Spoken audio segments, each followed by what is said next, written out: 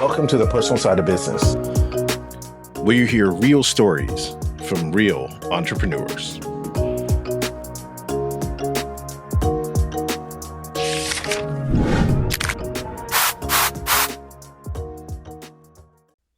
Hey guys, thank you so much for listening to this episode. When you get a chance, also check out the YouTube video that accompanies this podcast. Wanted to get some of the visuals of the flowers they grow in their backyard so you can see, I think a lot of them are beautiful, and you get a real sense of the work and the beauty that goes behind what they do. Thanks for listening. Hi, and welcome to the personal side of business, where every business has a story. I'm your host, Bunditwong. Today, my guest is Matt Smith. He and his wife, Rosana, own Puuwai Flowers here in Kauai. We're going to hear their story and how they got here. Matt, welcome to the podcast. Thank you. Thank you for having me. Appreciate it. Absolutely. So let's start. How did you get here with all of this? So a long story, but I'll try and condense it a little bit. I was a executive chef for a hotel company for many, many years. That's where I met Rosana. It was actually on Maui back in 2005, and we were both in the hotel business. We got married. She decided to stay home and be a stay-at-home mom, and I worked. And the whole time that we've been together, Rosana's always been into flowers. So she makes incredible arrangements.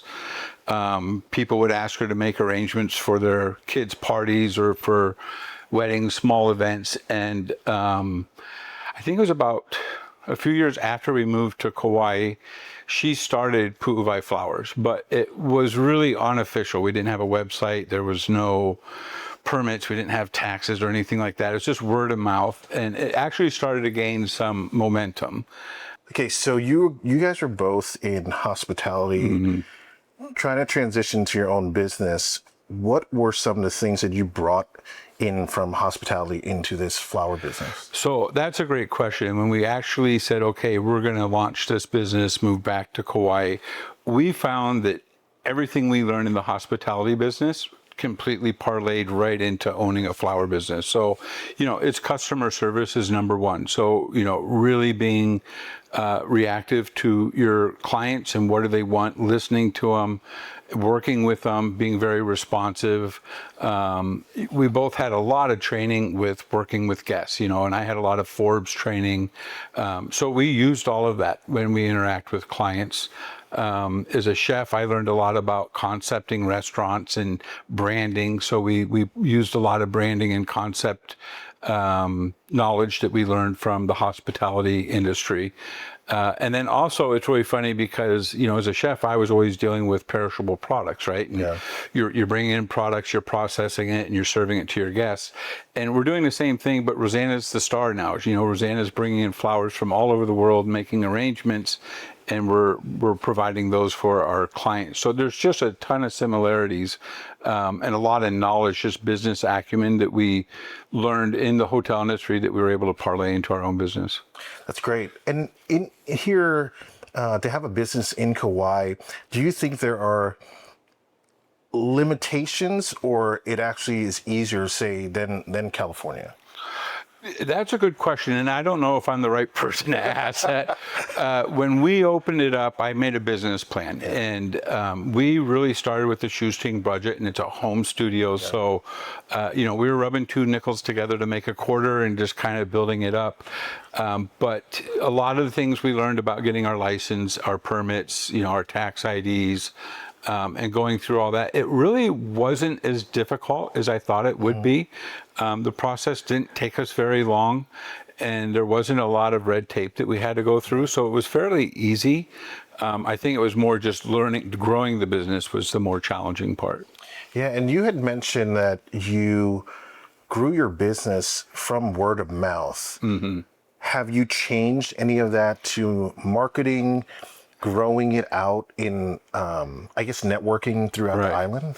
So Kauai is a very small community, and it's all word of mouth in the coconut wireless. And we learned that in the very beginning that, we went out and we hit the pavement and we handed out flyers and business cards. But where we started to get traction was we provided really great flower arrangements at a very fair price to some people on the island. And that grew, and that's what helped us grow our business. Was I would say 95% word of mouth. Yeah, and what has changed since that, let's say that first year until now? What adjustments have you made that have made the business either better or you've had to adjust in order to make the business function better? So we learned a lot in the first year, like I'm sure all business owners do. We went through a ton of challenges and learning opportunities. The biggest thing that we experienced was, well, the very first thing that we learned was, as a husband and wife team, we had to define our roles. And because if not, we were just going to, Rosana's a very stubborn, strong-minded person, and as I am, and we collided a little bit in the beginning. Once we defined our roles, and Rosana is completely in charge of the studio, ordering the flowers, arranging them, and all that, and I do all the administrative, sales, marketing, accounting, we've found a wonderful rhythm, and we work great as a team now. So that was our first learning experience. The second one is we were really starting with scratch, and a floral company is based off of a portfolio and pictures of work that you've done. One of the stories I like to share is there's a mortuary very close by. And so we were knocking on the doors of the churches and the mortuaries for weddings and funerals. And the owner of the local mortuary finally accepted an invitation to see us. And I really had just a flyer with a few pictures on it. And he's a local guy, older local guy, and he chewed us out. He just completely said, we don't know what we're doing. And he listed all these things that we're doing wrong. We got back into my car. Rosana was in tears. And I said, he actually just gave us a gift. He told us everything that we need to do. Right. So we completely turned that into a learning experience. We spent, I think, about $1,000 on flowers. We brought them in. Rosana went to work in the studio, and for about 3 days, she made celebration of life arrangements, and we shot them. And I put together a brochure with pricing, and we corrected everything that he yelled at us about. We went back to him with our hat in hand in the brochure, and he was really impressed that we listened, and we created the brochure and gave us an order right there on the spot. And since then, he's become a very strong client for us. So, and that's, we were building up our brochure and our portfolio, and we were learning a lot. Now it's a matter of organizing. We do so many events and so many arrangements that it's selecting the right pictures to put onto our website or into our brochure. It's amazing. I think that taking those moments that make you feel like you shouldn't be doing it anymore and switching it over to a power, a strength of the business, that's a really rare thing to find. Was there a moment after that happened that you rethunk the whole entire thing? You were like, maybe we're not cut out for this. Maybe we picked the wrong business. There was a few moments. Like, I think she put up her hand and said, I quit, and I did too a few times. But we have a really strong marriage and a very strong relationship, and we were committed to doing it for a year and seeing if we could make it successful within a year. And I think it was right about the end of the year where we started to build up our clientele base, and we started to receive really positive feedback, and we could see our client base was sharing our information with other people throughout the island. And so we started to pick up more regular clients, and that's when we said, no, okay, we're on to something. This is working. And we started working with a lot of wedding planners, concierges, people in the resorts, and they would tell us the quality of your flowers is exceeding the other florists, and you have really fair pricing, and you provide great service. So that's where we said, okay, we've found our niche in the market, and we can start working on that. Was that a part of your business plan to go after those event planners and wedding planners, or were you just in the beginning just really focusing on the mortuary type of businesses? No, the celebration of life we didn't think about. Okay. And so that was sort of an afterthought, and that's actually become a fairly good percentage of our market now. And what we found is, you have celebrations of life, you have weddings, you have corporate events, then you have special, just one-off anniversary, special dinners. Maybe it's a community event. And what we learned is each one of those markets requires a different approach. So, when you're working with a bride, for example, is generally a younger woman who has a vision of a Cinderella wedding, they don't really realize how much it's going to cost, and they've never really planned anything. So we started to put together checklists so that when we sit down and we're doing a consultation with the bride, we can kind of walk her through that and help her figure out what she wants to order and meet her budget. Wow. And that's turned out to be really helpful. We're a corporate event, you're dealing with a seasoned meeting planner, and they're like, I need 20 arrangements for 20 tables. I need it on this day. Give me your best price, sign the contract, and it's real easy. And I guess because of the structure of the island, right? So you're getting tourists coming in for events, weddings that they're planning, and then you have locals who are either having their events. You get this really interesting mix of, I like to think it's almost like a trapped set of people that you can go back to because they're like, where else, it's probably limited, right? That's Kauai. I mean, Kauai is, I think there's 60, 70,000 residents on the island, and there's about 60 or 70,000 visitors on the island, and that's every day. So that is your market. Yeah. And we've learned how to navigate that. And one of the things that Rosana did that I thought was really great was she developed a wonderful relationship with another florist who wasn't far from here. And she was retiring and shutting down her business, and Rosana and her became friends. So all of her old clients, she would start to refer to us.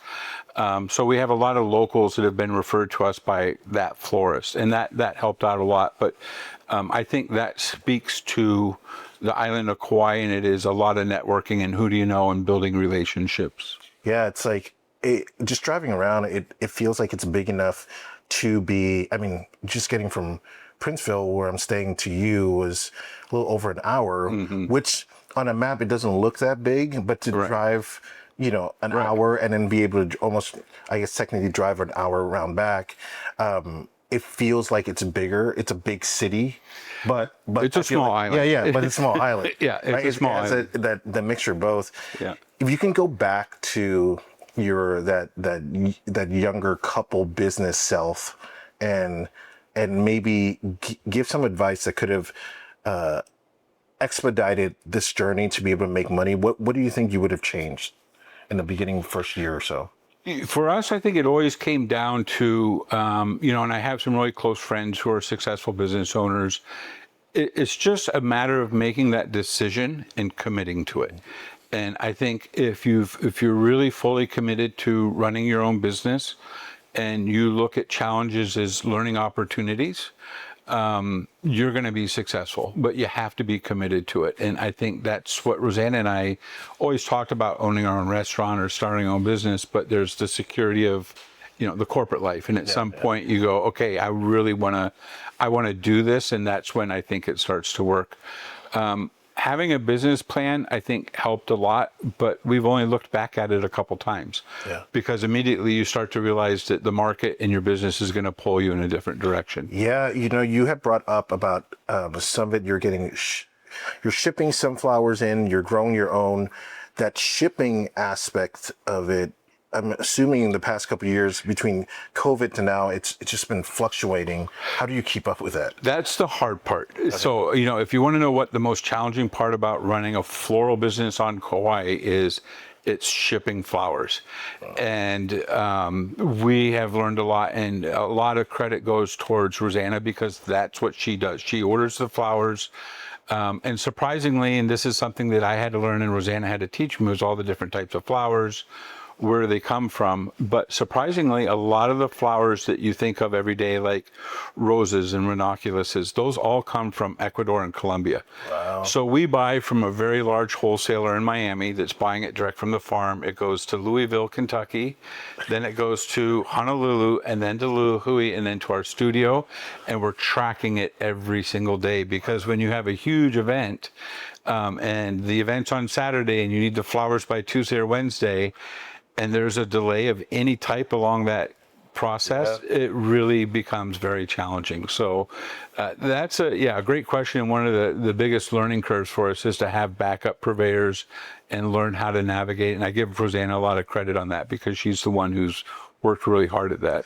That sounds like a just a stressful 3 or 4 days. It is. Yeah. Well, and especially if it's a wedding, because the bride has expectations on what her wedding is going to look like. And if you're bringing in specialty flowers from Ecuador and Colombia, and we've experienced it where there's just a little bit of a delay, it can put a lot of extra pressure on you. How many backup plans are there for a wedding that's coming up? So what we've done and what Rosana has worked on, again, because she's in charge of all the ordering, is we have found some great companies in Oahu in California that are doing the same thing we're doing. They're bringing it from Ecuador and Colombia, but they have a warehouse on the West Coast, and they can fly it overnight to us. So if we can see that order is not going to make it, we'll order direct from a wholesaler out of California, and they FedEx it overnight.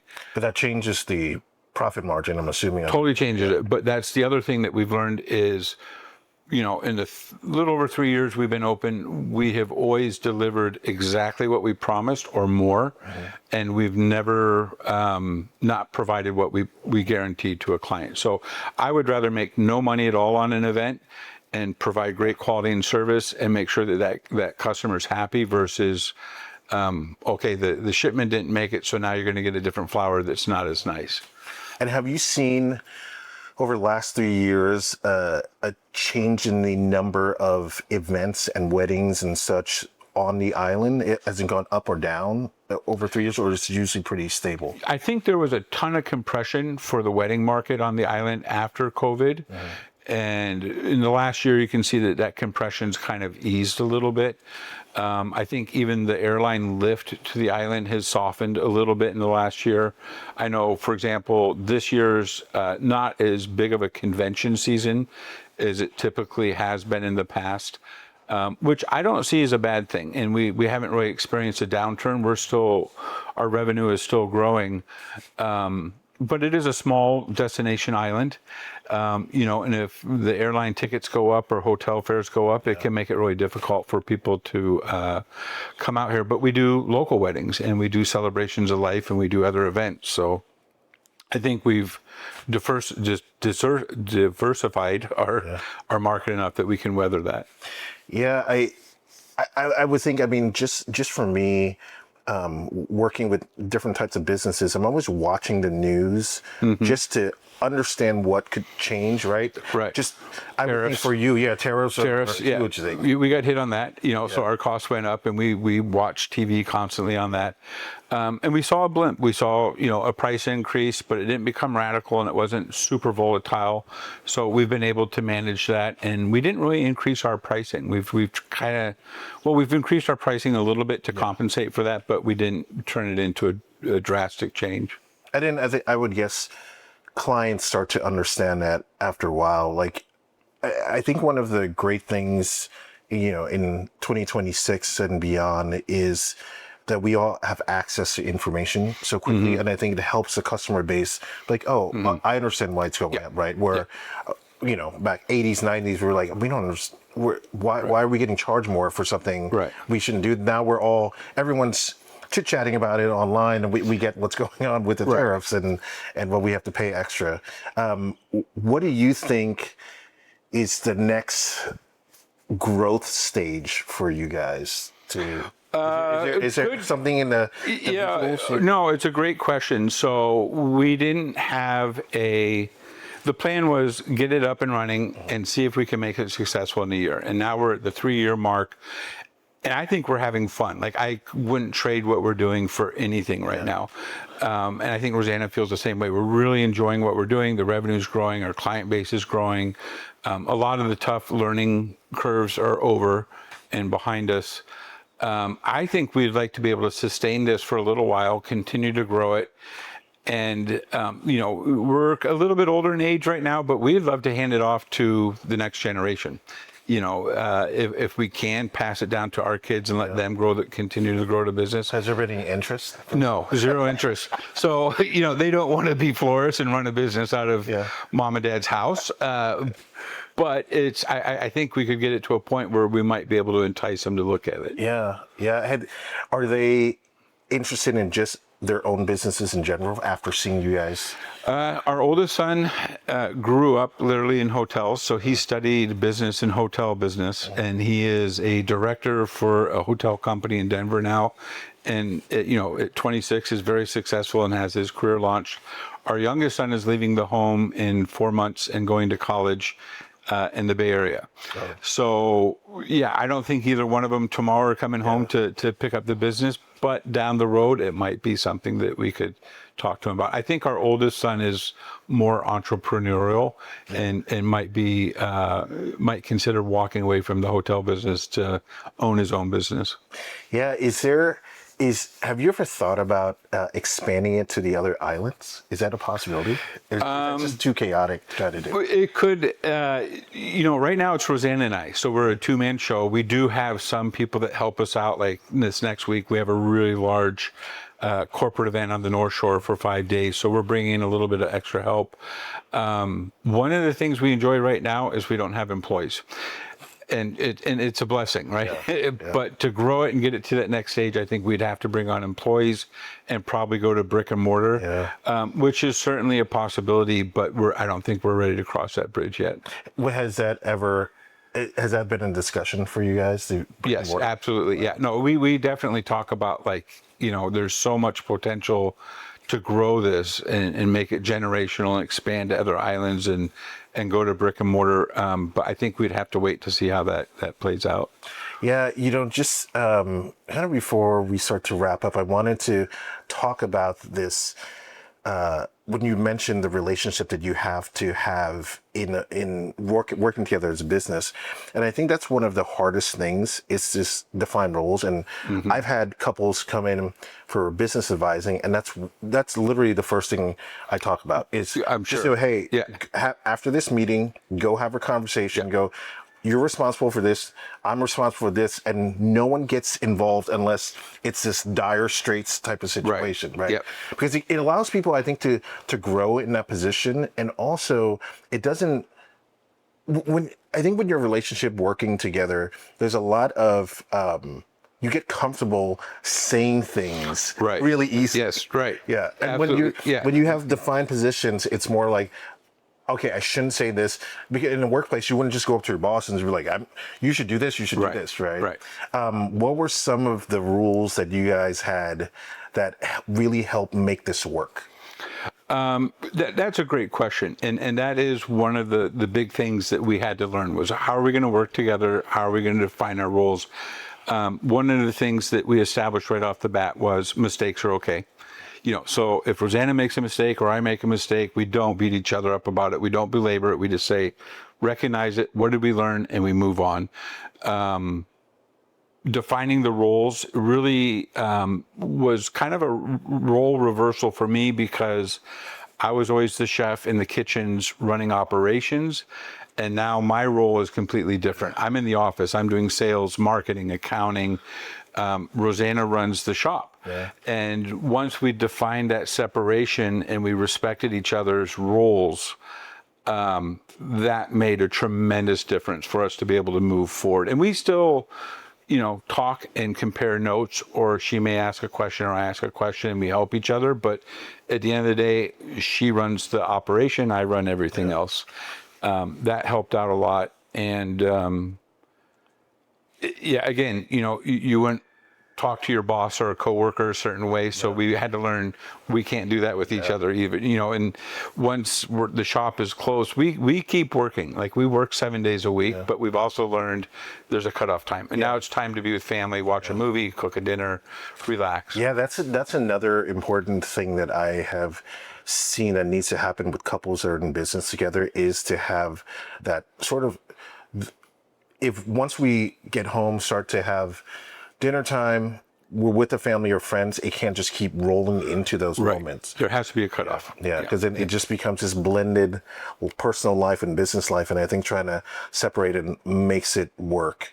I feel like your business is gonna in a couple of years, we're going to have a different type of conversation with this, and probably going to come back here and there's going to be a brick and mortar somewhere. There could be, and we're getting a little older, so how much energy do we have to do it? But there's certainly, I think, both of us in the back of our heads see a tremendous amount of potential to grow the business, and that is exciting.